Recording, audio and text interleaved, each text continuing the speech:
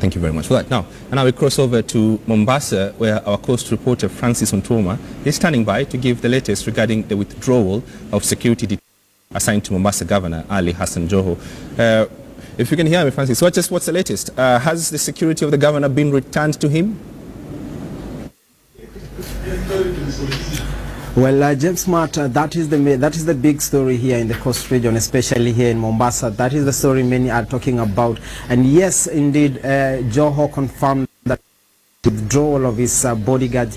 And also the very latest that was coming from him is the fact that he says that he got from the bodies tasked with licensing firearms, that he should surrender his firearm to those authorities. That is the very latest coming from that front. And we've had many leaders coming out to speak about this particular issue. Members of County Assembly from Mombasa were actually up in arms, saying that these sort of tussles have escalated to levels that had not been imagined before, and they are saying that this particular really contest between the authorities here, the national government and the county government, should end.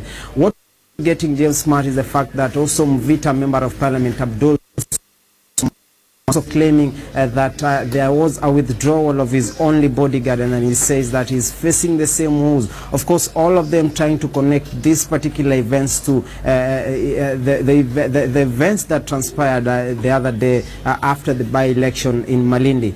A lot of vagueness, a lot of inconsistency continues to greet these particular issues, especially given that we are getting contradicting statements coming from different quarters. While security apparatus here in Mombasa, the regional coordinator, the regional commander for the police here in Mombasa says that the withdrawal of these officers was actually meant to take away these officers and take them for some sort of training. But we're also getting reports from vigilance that they were withdrawn in a scheme that is that targets actually to be cast across all the 47 governors in Kenya to try and downscale the number of officers who man the governors. James Smart.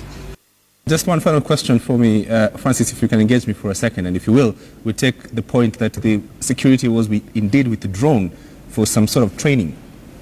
Then it raises serious problems that really it means that someone is running the country from their back pockets, because there's absolutely no communication. There was no letter to indicate the same, and people just wake up in the morning and they vanish from thin air.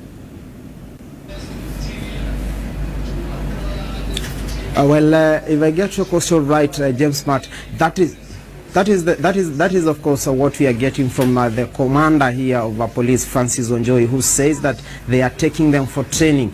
But why? What these two governors are questioning actually are the circumstances pertaining this latest development, and also the timing, especially given that it comes a few days after the by-election in Malindi, of course, where we saw a lot of push and pull between Marwa and also the two governors who claimed that Marwa was out to sway the by-election and out to frustrate their looking at these developments and the timing, that is what these governors are saying, and they are set to have a press briefing later on in the day to try and question and rather give their side of the story, why they feel it is intimidation coming from the national government. James Smart.